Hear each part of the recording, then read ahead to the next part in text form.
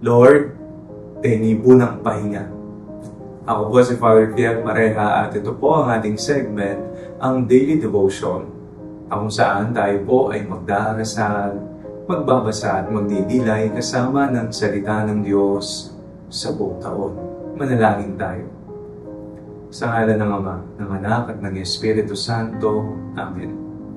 Halina banal na Espiritu, liwanagan mo ang aming puso at isip, nang maunawaan at may sa buhay namin ang iyong salita. Amen. Our Bible passage for today is from the Gospel of St. Matthew chapter 11, verses 28 to 30, and I read it for you. Come to me, all you that are weary and are carrying heavy burdens, and I will give you rest. Take my yoke upon you and learn from me, for I am gentle and humble in heart, and you will find rest for your souls. For my yoke is easy and my burden is light. Napakasarap pakinggan po ng sinabi ng ating Panginoong Jesus sa atin ngayong araw na ito. Hali kayo, kayong lahat na pagod na sa buhay.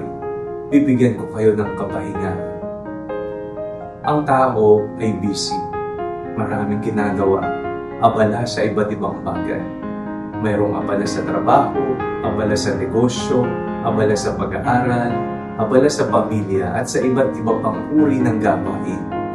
At minsan, naiisip natin, hanggang kailan kaya tayo magpapakapagod? Kailan kaya natin mararanasan ang tunay na kapahingahan? Alam naman natin na ang buhay natin dito sa mundo, habang tayo ay naglalakbay, tayo ay mapapagod. Ngunit ang ating magiging kapahingahan ay ang Diyos lamang. Sa mga pagkakataon na feel natin tayo nasasagad na, ito ang ating gagawin. Una, magpahinga. Literal na pahinga. Maghanap ka ng oras na ikaw ay makakapagpahinga. Hindi lamang po sa pagtulog ang pagpapahinga o kaya naman paghiga. Hindi lamang po yan ang mga pisikal na maaari nating gawin para makapagpahinga.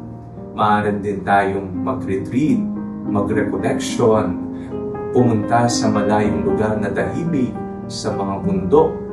O kaya naman, ang iyong pinagmumulan ng pahinga ay ang iyong family time kasama ng iyong mga anak, ng iyong asawa. Iba't ibang uri ang maaari nating gawing halimbawa ng pagpapahinga.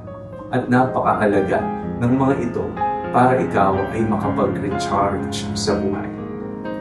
Pangalawa, ito po ang napaka-importante. Ang pahinga na hinahanap-hanap hindi lamang ng katawan. Hinahanap din ito ng ating kaluluwa. Ito ang pahinga kasama ng Panginoon sa ating pananalangin. Masdan mo yung sarili. Kapag ikaw ay abala, busy, umuwi kang pagod, nakakatulog ka ng mas maaga dahil pagod nga ang iyong katawan. Marami kang iniisip, marami kang mga bagay na bumabagabag sa iyong kaisipan at damdamin.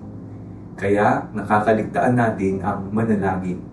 Dahil ang ginagawa na nating rason, tayo ay busy sa buhay. Pero ang panalangin ay kailangan natin, sapagkat dito magagawa nating manahimik, makinig, at tingnan ang ating mga karanasan. Napakahalagang tingnan ang ating mga karanasan at kung ano ang mensahe ng Diyos para sa atin. Ano ang plano ng Diyos para sa atin? Ano ang aking gagawin? Ano ang mga dapat ko nang iwasan at baguhin sa aking buhay? Yan ay makikita lamang natin kung tayo matututong manahimik at manalangin. Tayo ay magpagabay sa Diyos. Sa mga panahon na tayo nasasagad na, tandaan mo palagi ang sinabi ni Jesus. Hali kayo, kayong mga napapagad, at ako'y magbibigay ng kapahingahan sa inyo. Manalangin tayo. Panginoong Jesus, sa mga panahon na kami po ay pasuko na sa buhay dahil pagod na, yakapin niyo po kami at ipagkaloob ang kapahingahan na aming hinahanap-hanap sa buhay. Amen. Sa ngalan ng Ama, ng Anak at ng Espiritu Santo. Amen. Huwag po ninyong kalimutang i-like ang video ito, mag-comment po kayo and share it with your family and friends. Ang panalangin bago matulog ay may sariling Facebook page na po.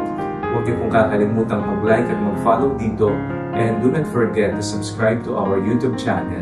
I-click niyo lang po ang link na nasa description ng video ito, o kaya naman po i-search Father Phil Pareha.